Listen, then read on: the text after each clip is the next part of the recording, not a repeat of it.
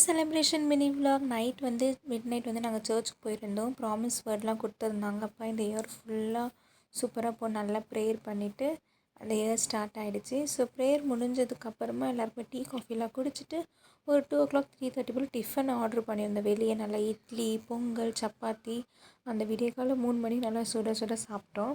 அப்புறம் வந்து நாங்கள் மட்டும்தான் சர்ச்சில் இருக்கோமா, ஸோ நாங்கள் எல்லாருமே ரவுண்டாக உட்காந்து ஜாலியாக சாப்பிட்டோம். டைம் போனதே தெரியவே இல்லை. ஒரு 4:00 4:30 வரைக்கும் நாங்கள் சர்ச்சில் தான் இருந்தோமே.